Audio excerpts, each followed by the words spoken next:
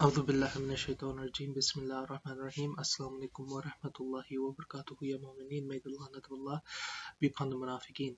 So today's video is called the Sufi Integral Metaphysics, and before we begin, there's a little piece I'm going to read to you, inshallah. And the purpose of reading this piece is that we're doing like intentional energetic yoga or transformative work. We're creating a pure land that we can ascend to and access at any given moment, a sort of resonant field.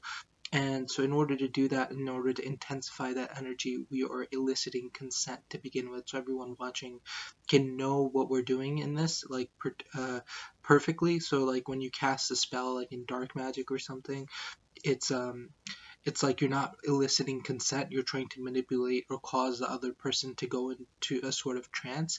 But here we're doing the opposite, so we're actually going to articulate clearly what the energetic yoga is and ask you to intentionally and consensually participate in doing it. So let me begin reading.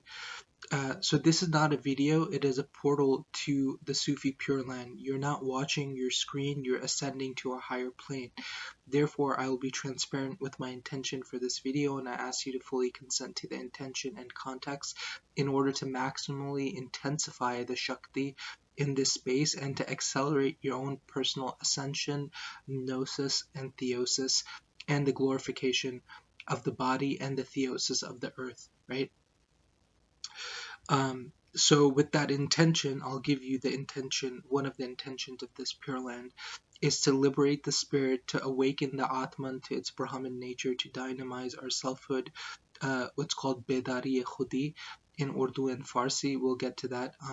To illuminate our faces, to divinize our lives, or divinify our lives, to glorify the body and theosify the earth, to reestablish the garden, to reestablish the kingdom of God on earth as it is in the heavens, and thus to please Allah Ar-Rahman, the kind, Elohim Al-Sabat, Lord of the hosts, Rabbul Malaikatu wa Ruh, the Lord of the angels and the spirit. Okay, so with that intention setting out of the way, let's get to the actual topic, which is the Sufi Integral Metaphysics. And the reason I'm making this video is because we're doing the series, the lecture series, Gnosis and Theosis.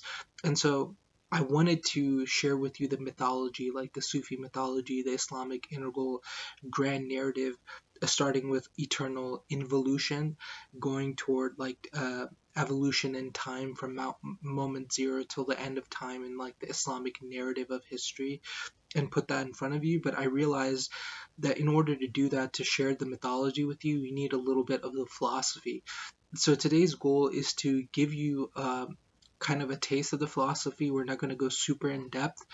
And there's a couple of particular philosophers, like my Sufi lineage is what we're going to be talking about. So Ibn Arabi, Rumi, and Iqbal. Ibn Arabi, Rumi, and Iqbal are going to be the three particular Sufis and their whole metaphysical notions that we're going to be talking about in this video.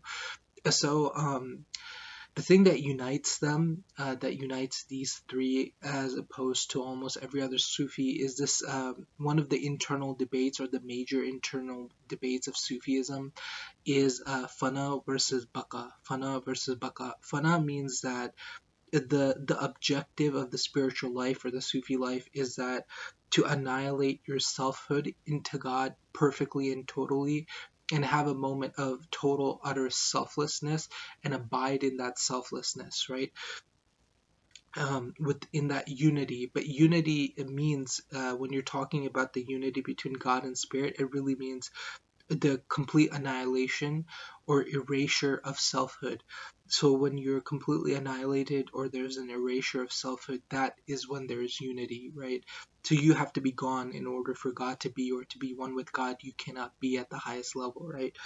So this is the idea of fana, which is most Sufis or kind of have been in this school. But then there's baqa, and even though Rumi may be perceived as a proponent of fana, he's actually one of the few scholars who's actually about baqa. And baqa means persistence, fana means annihilation or extinction, and baqa means persistence or continued being, right? And so baqa means that No, what God really intended in creating the human race is to grant an eternity to the selfhood of the individual. And that loving relationship, they may have moments between the small self and the great self, right? Of closeness or even unity. And there might be moments of fana, or imperfect fana and perfect fana. But really, God created man so there would be others who might not exist from eternity but would persist to eternity, right?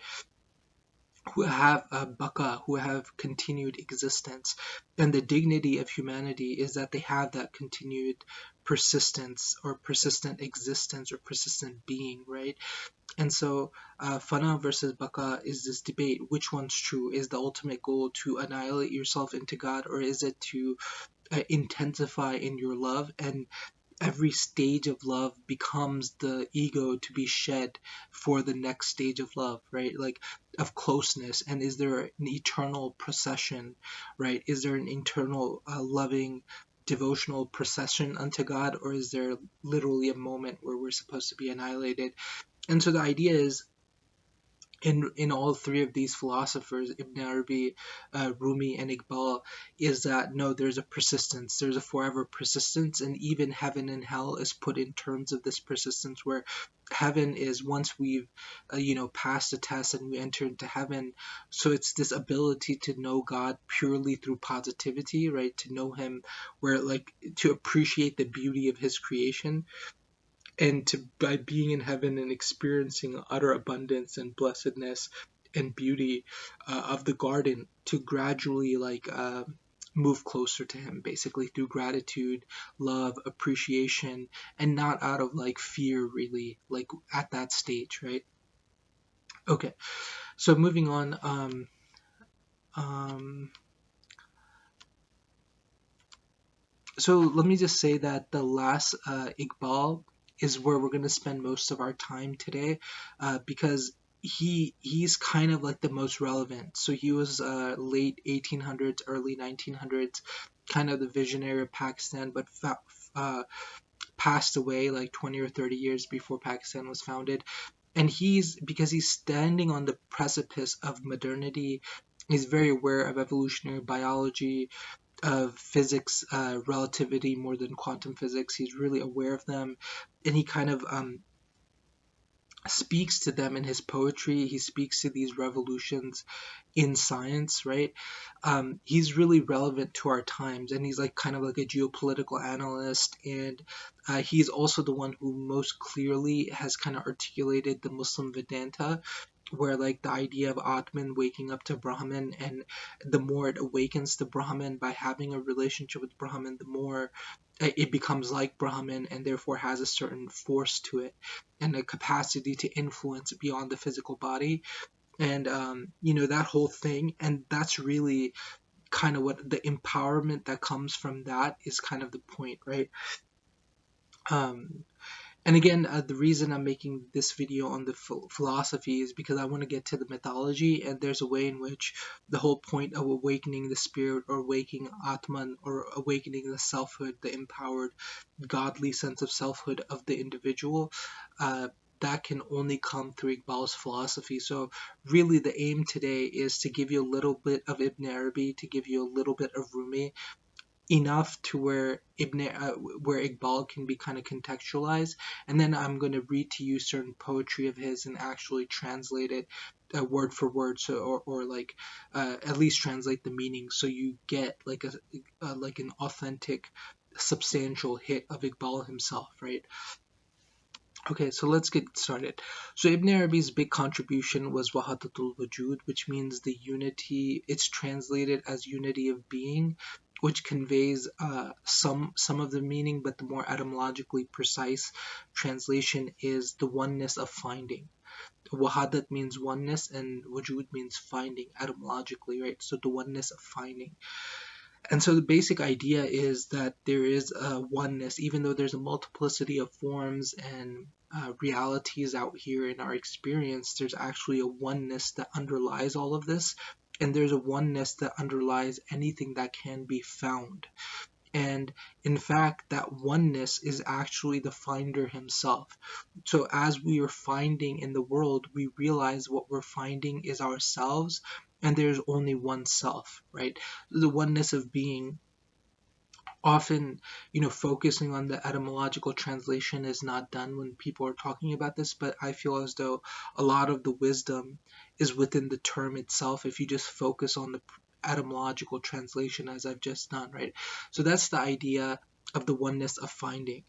Now, this extends, there's a lot of like Quranic ideas that are enfolded. That was kind of like the simple hit. um, it has in it its own version of the good, true, and the beautiful, right? So, for example, God has the most beautiful names. There's 99 names, and those qualities of those names are what things that have being are expressive of, right? So the attributes of God have. One, God is utterly transcendent. Nothing can be said about him. Nothing is like him, like Eastern Orthodoxy. Islam has a big emphasis on the transcendence and I think it's called apitheotic theology or something. But then when it comes to the positive, anything that has being given to it by God, and God gives his own being according to the receptivity of the thing itself, right? So if God gave his full being, then like completely, like absolutely, then the thing couldn't be itself, right? So God is giving his being according to the receptivity of the thing, thus the thing itself has being. If God's giving of being was uh, not according to the thing wouldn't be it. It would be something else, right? So he gives his being according to the thing itself. And all that he gives being itself has certain attributes, kindness being one of them. But anything that has being is expressive of the theomorphic qualities, the beautiful names of God, right? So this is the basic idea. And there's three or four that almost everything that God has granted being to, these are like fundamentally like enfolded into being. These certain names of God or certain qualities of God are enfolded into the nature of being itself, and therefore all existent things, all things that have being, are very much expressive of these particular divine attributes, right? So number one is Rahm, which means kindness. So with Buddhism, the idea is kind of shared, where kindness itself is being. And so all that God has been kind to has being, right? All that God has been kind to has being. And so when we are kind, we actually attain to higher being, right? Being kind, when anything shows kindness, it's attaining to higher being. So kindness is the fundamental quality of being. The second one, which is almost as foundational, is ilm. So if God knows something, then it has existence. So if he knows it, it has being. If he doesn't know it, it doesn't have being. And so knowledge. And so if God knows something, then it is not only knowable, it itself knows itself. Right? So there's a certain way where knowledge or knowing is also very close to being itself. So if you know something, you are it. If you truly know it, you are it. You participate in its being, is the way you know it. This is different from a fiqh or understanding. You can understand something but not know it. If you know, like in the true meaning of the word, then you are it, or at least you participate in its being. Okay, the third one is haq, which means truth or right. It means, I think I like right better, but it's often translated as truth. You can also say reality to some degree. And so reality, if anything has truth or it has reality, it's that reality of it has been communicated by God. So anything that actually exists in truth, it, is also an existent thing. Anything that has truth or haq to it is also a thing that has being or existence, for real, is really the sense of it. The last thing is husn. So because which means beauty. So everything that receives its beauty, receives its being, is receiving it from God. And because God's being is beautiful, anything that is actually has being, actually exists, is also beautiful. Now evil is like grotesque, right? Evil is kind of like a perversion of beauty, but anything that has its being from God is beautiful, right? And all things have their being from God, and that which is evil doesn't really exist in the same way, because it's grotesque or it's ugly, so it doesn't exist in the same way as beautiful things exist. Beautiful things actually have being, and grotesque things borrow their being from beautiful things, but they don't have their own being in and of themselves. Okay. Um, and then with Ibn Arabi, he has this idea where the whole purpose of a human being is that they can be the most full locus of manifestation. They can be the point where God's attributes are expressed in the world most fully, right? So they can be the place in the world where God's attributes or are expressed most fully, right? So that is kind of his kind of anthropology, is that that's the point. That's what we're supposed to be doing. That's um, that's where we're trying to get to. Okay. Um, so I have some verses of the Quran like supporting all these. Each one. Let me just maybe say some of them. It's one for kindness, right? God says, I've decreed upon myself rahmah. I've decreed upon myself kindness, or God has decreed upon himself kindness. And then in another place he says, your Lord has decreed upon himself kindness, right? And another one for knowledge is that the angels actually say this to God, and they're like, you've encompassed everything. You've encompassed everything in your kindness and your knowledge, right? So it's directly supporting this Wahadat-ul-Wujud idea, where everything that exists, right? Everything that is has been encompassed by God in his kindness and his knowledge, right? So in his kindness and in knowledge, everything is in it. Now, other attributes might also be expressed, right? His wisdom or his honor or his might, but these two names encompass all things, right? So it's emphasizing that point. And then the last one for haq, or the right or reality, so this is kind of interesting because God attributes haq not only to himself, but then also to the logos or to the Quran, and then he also attributes this to creation. And so he says that that is because he is the truth, and what they call upon other than him is falsity. So referring to other deities, they're false, and he is the truth. He is haq, right? So they are false, and he is haq. He is the truth.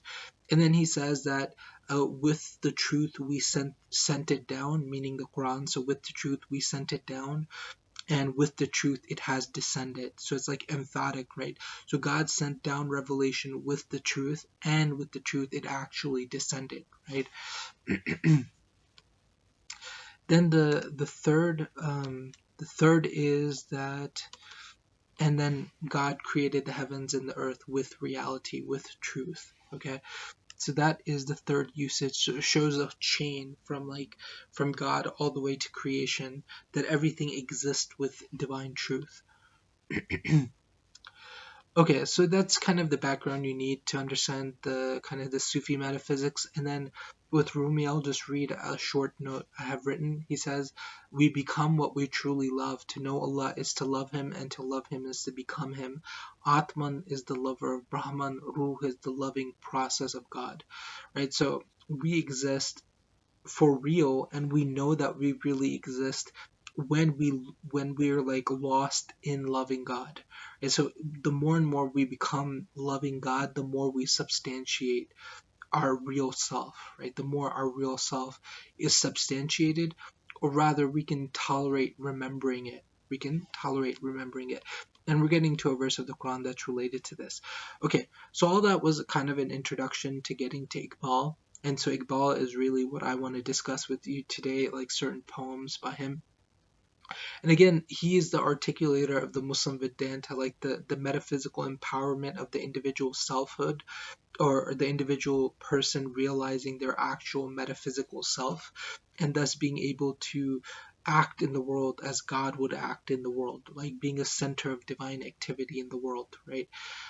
He's all about that empowerment, and it's like a lot of people have failed to understand really what he's saying. So the word Khudi that he uses for like I amness or ananiyat selfhood, a lot of people don't understand that that's that they want to translate that as self-reliance or dignity or self-respect or something, right? And it's all those things, but it's actually what it's really talking about is like the Vedantic Atman, right? And people have missed that because they don't really understand they don't have the philosophical width. They don't have kind of like the sense of world spiritual philosophies to understand what's actually being said, and so it's been missed a lot, and so its meaning has been minimized. So even if they're talking about self-respect or self-reliance, like an Emersonian self-reliance, that's still empowering to some degree, right? But it's not really capturing the metaphysical sensibility of absolute and perfect divine power over one's own life and over creation to some degree or another. It's kind of missing that, right? So it hasn't quite been realized the way I'm trying to have it realized here, right? So, so Iqbal was once asked where he got this philosophy of the Khudi. One of his like close associates or students asked him, and he said, bring me the Quran, right? So this guy thought that he got it from somewhere else, where it definitely Vedanta is it basically, but Iqbal located it within the Quran, right? He also got it from the Quran for real, and this is the verse which he showed his student, right?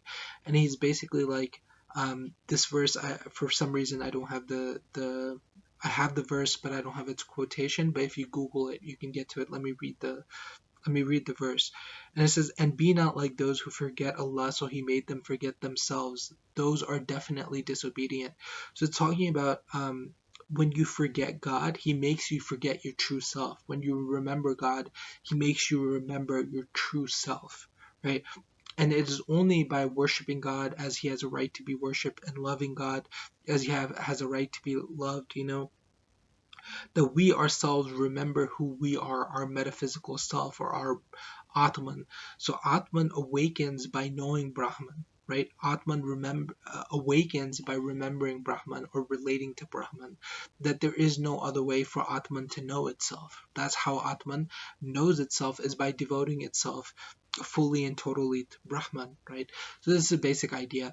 Now I'm going to read particular poems of his in Urdu, and then I'm going to translate them, and we'll discuss them to some degree. Okay, so, and I've like, these aren't real titles, but I've given like these kind of made up titles as to what the poem is regarding. So before reading the poem in Urdu, I'll read the English title I've given it. These aren't official titles or anything, but it gives you a sense of what it's talking about, right? So the negation before the affirmation, this is the first poem, the negation before the affirmation, the hint of the affirmation, right? So he says, अगर ना हो उलझन तो खुल के कह दूं वजूद हजरत इंसान ना रूह है ना बदन.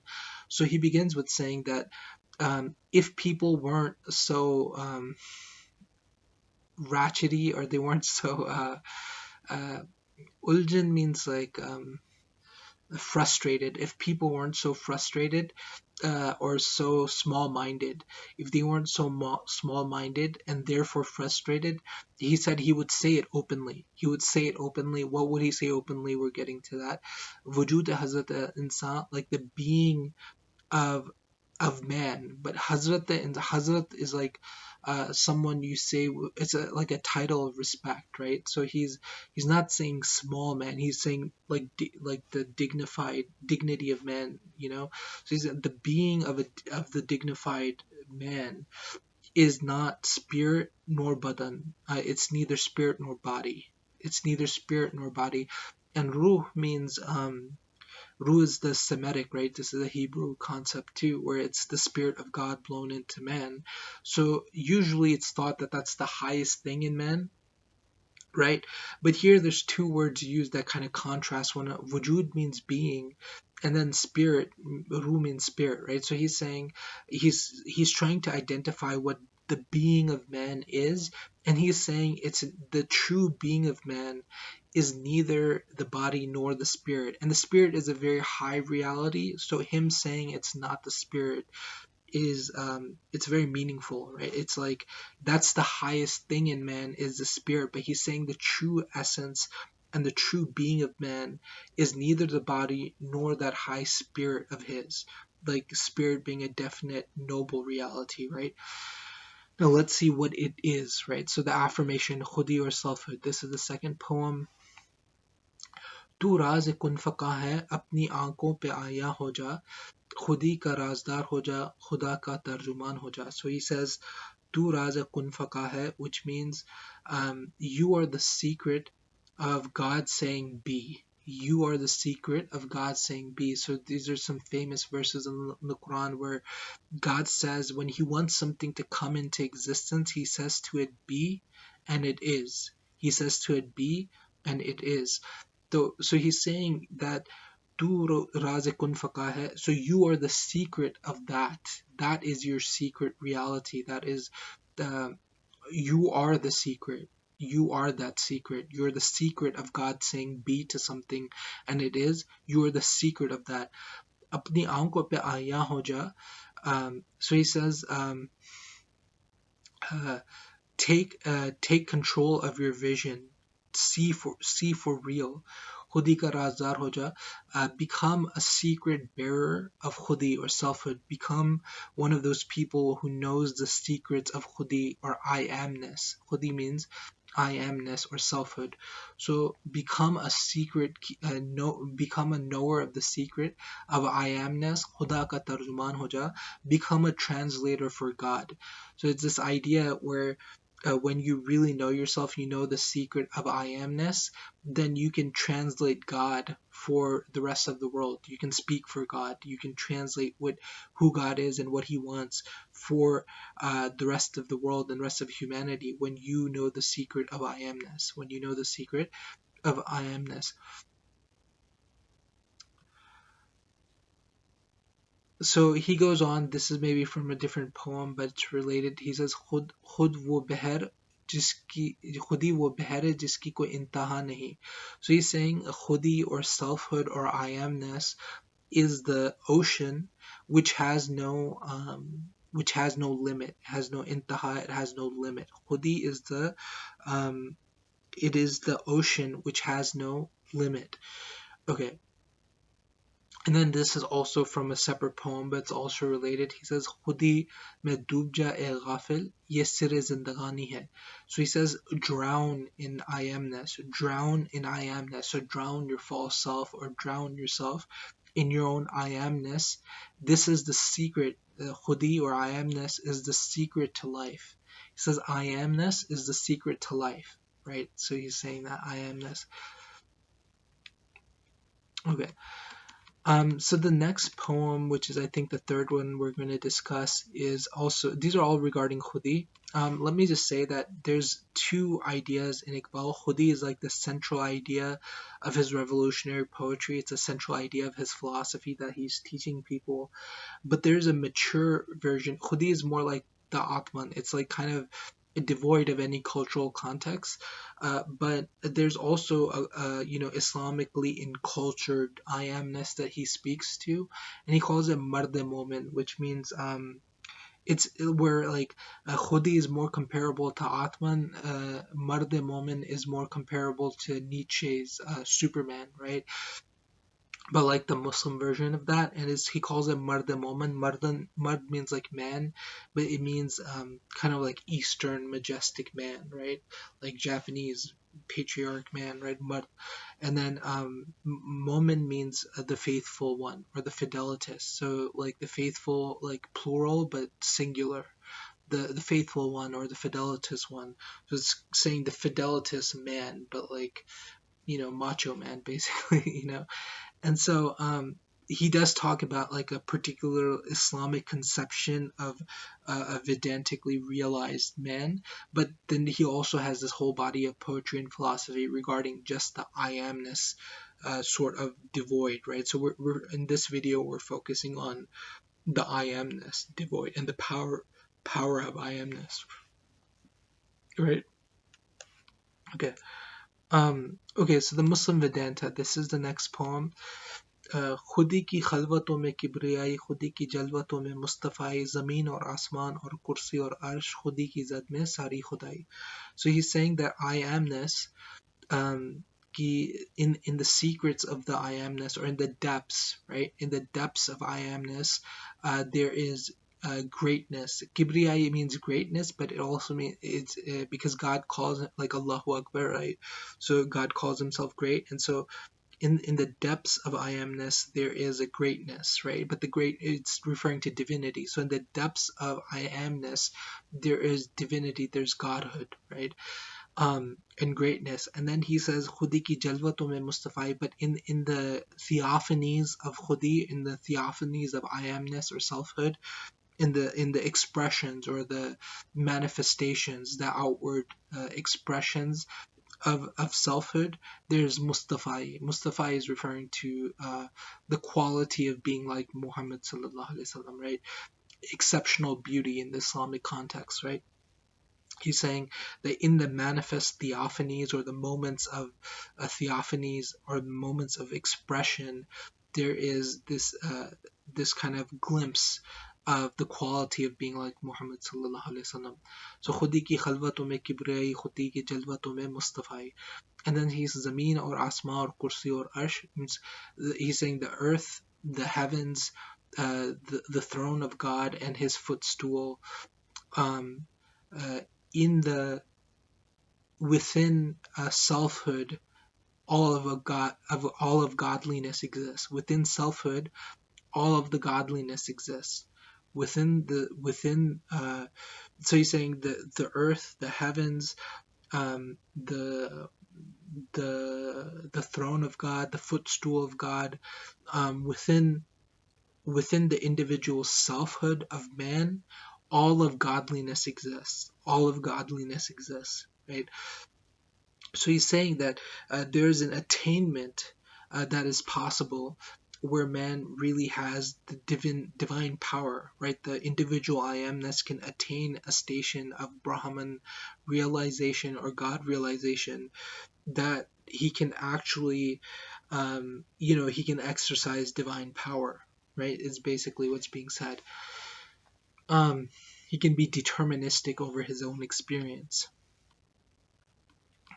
Okay, so the next poem is the perfect height of Muslim Vedanta. So we're going on to the next poem. This is kind of like the extreme height of what is possible, is what he's talking about.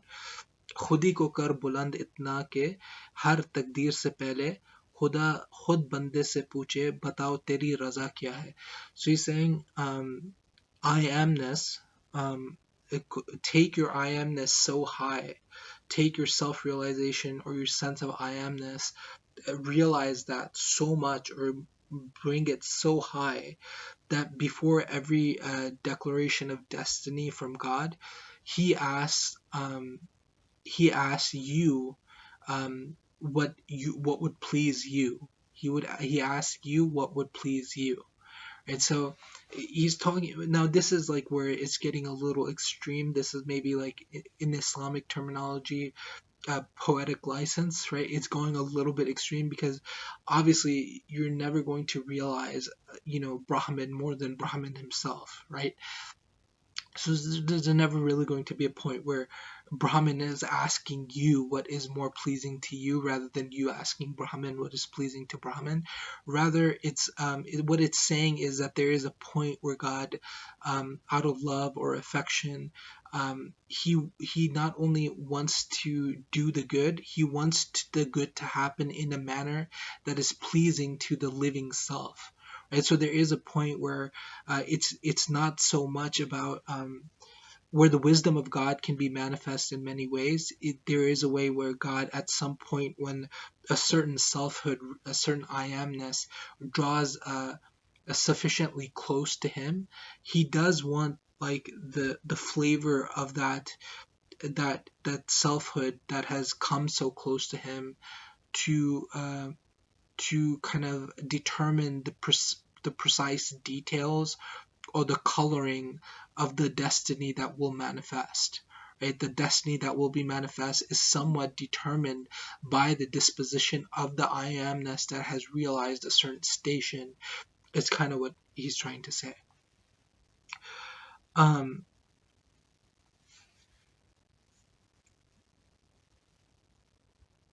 Okay. Now this is another one where he's really talking about what's possible through the Muslim Vedanta, right? He's talking about the power of the Muslim Vedanta, spontaneous creative speech.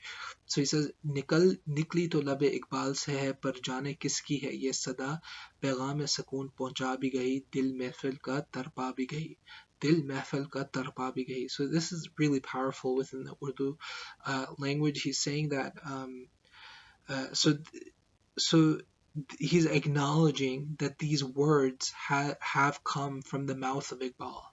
So these words have come from the mouth of Iqbal, but who knows who is making this call? But who knows who is making this call? So it's coming from somewhere. It's coming out of his mouth, but he's channeling it, and he doesn't know where it's coming from. And it's kind of left mysterious, but he is kind of implying it's coming from the absolute, right? He's not quite saying it. He's implying that it could be anything in the heavens, right?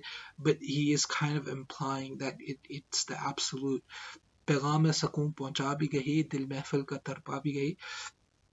So these words that have come have delivered the message of serenity, and at the same time it has made the hearts tremble with pain. And so the gathering which hears the message of serenity, their own hearts are tortured and tremble with pain, right, at once, right? It's at one. It's kind of hard to convey. The contrast is clear in English, but the way he does it, kind of the motion of the poetry it's exquisite. Anyways, and then the next is Defiance. The next poem now, it's Defiance, Affirmation of Khudi, Defiant Affirmation of Khudi, or selfhood. So he says, नजर नहीं तो मेरे हलका ए सुकून में ना बैठ नुक्ता ए खुदी है मिसल ए Tegh Aseel. So he's saying that में ना बैठ हलके सुकून में ना बैठ. Say if you don't have the vision, you don't have the intelligence to recognize what I'm saying, don't sit in my whatever, don't sit in my gathering. These are sharp words, will cut you, meaning like he's saying this is like really powerful stuff. Not everyone can realize it, not everyone understands, and if you don't understand it or you're not capable of kind of getting it, then you know move on, right? Like don't sit in my gathering if you're not capable, if you're not one of those people.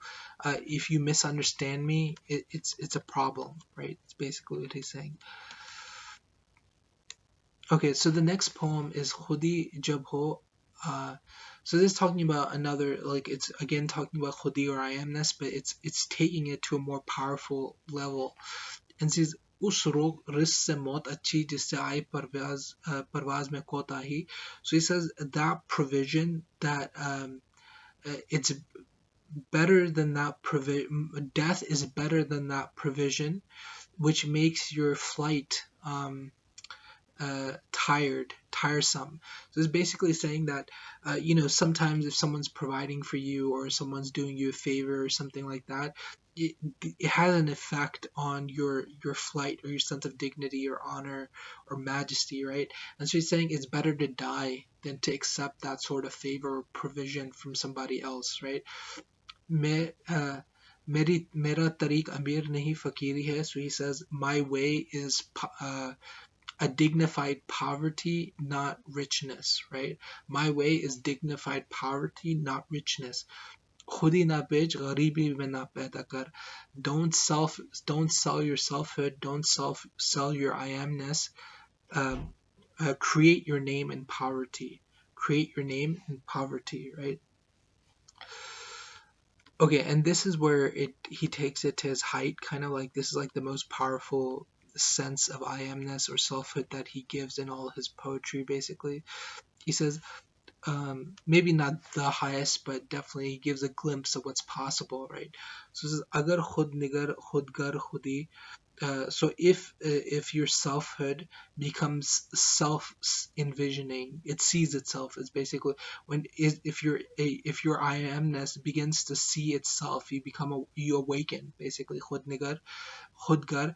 And so he's saying when it becomes awakened or self-seeing, your I amness, then it also becomes Khudgar. It becomes majestic or it becomes dignified or honorable. The moment the I amness sees itself, it becomes dignified and honorable and majestic. They're kind of like the same thing. You can't see it and not be dignified at once, right? Um, तो ये भी मुमकिन है कि मौत से भी मर ना सके. So he says it's possible that even death cannot kill you. So he's speaking to the continuity of the I amness beyond death, and um, not just continuity like of anyone's I amness, but continuity where like you're still effective and kind of living in the world, right? That sort of I amness continuity. Um, चढ़ती है जब. And then he goes on kind of to describe the way to attain that. He says, चढ़ती है जब है फकर की सांद पे तेग खुदी. चढ़ती है जब है फकर की सांद पे तेग खुदी. So when the sword of selfhood, the sword of I amness, it kind of climbs as a wine climbs, the way of it climbs on fakar, on a dignified poverty, right? When it climbs it grows or develops due to a dignified poverty and a needlessness and independence, unneediness. फिर एक सिपाही की ज़र्ब करती है car सिपा. So he's saying then one soldier's sword does the work of armies. Then one soldier's sword does the work of armies. Okay. Moving on to the next, he says, Zindagi ka johar ishq hai, ishq ka johar khudi hai. So he's saying, it's kind of a reference to Rumi a little bit. He's saying, the jewel of life is ishq, or like divine love, right? Divine love is the jewel of life, but the jewel of divine love is I amness, or selfhood. Johor means essence. It means jewel literally, but also means like essence, right? So the essence of life is divine love, and the essence of divine love is I amness or selfhood. The apex of Khudi.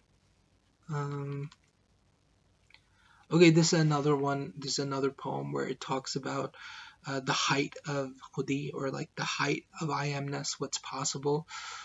And this is kind of historically contextualized. I'll explain it after reading it. Who jiski khudi pehle bedar, wohi mehdi, wohi akhir zaman. So he's saying that whoever's I amness awakens first. Bedari means awakening, but it also means dynamization, like coming to life. Is like means awakening and dynamizing, coming to life, right? So he says whoever's selfhood or I amness awakens first, dynamizes first, comes to life first, he'll be the Mahdi. The Mahdi is the final high priest, like a Christ figure for Muslims, right? That Muslims are waiting for at the end of time. So he's saying whoever's I amness awakens first, that will be the person that God will appoint the Mahdi, right? So it's kind of actualizing divine history, or the divine future, and saying that even that station that is kind of. One second. Okay, so where were we? Yeah, so he's basically saying at the end of divine history, um, he's basically saying that at the end of divine history, that figure who is going to be appointed by God is someone who, even that person is, if they awaken to their I amness or their selfhood, that's the person who's going to be appointed, basically, right? Okay, next poem, he says, उस कौम को शमशीर की हाजत नहीं रहती जिसकी नौजवानों की खुदी सूरत फौलाद. उस कौम को शमशीर की हाजत नहीं रहती जिसकी नौजवानों की खुदी सूरत फौलाद. So he's basically saying that that any people or any nation which whose youth, their selfhood is like iron. Their selfhood is like iron. They don't need swords. They don't need swords. So any nation whose youth has selfhood that is like iron, they don't need they don't need swords. And it's the idea is like it's kind of the martial arts idea. If you know how to fight, you won't need to fight. It's kind of has a similar sensibility. Um, and this is a Farsi poem that he said that I am basically just translating. I've already translated into English because I don't know Farsi, but he's saying there's a point of light named Khudi. There's a point of light within the individual self, and within the body, within the the material body. There's a point of light, and it's like a flame. It's like a flame, and when you access that point of light, you can basically do anything. So now I have some more poetry. We won't get into it. That's all I'm going to do today. But the idea is that the poetry, right? The idea is that the poetry that he's talking about I amness or selfhood, and then the next stage is he begins to talk about what that means within a Muslim context, right? Within the context of the believers, within the context of Muslim history, within the context of like the Islamic project. What does that I amness kind of translate to in terms of a global vision? And you have to remember this is like final stage of European colonialism in the Muslim world, and so it's talking about reviving the Muslim world from that stage to it taking on its divinely appointed sort of role in Islamic history, right? Um, so we'll talk about that in the next episode. Talk to you soon. Assalamu alaikum wa rahmatullahi wa barakatuh.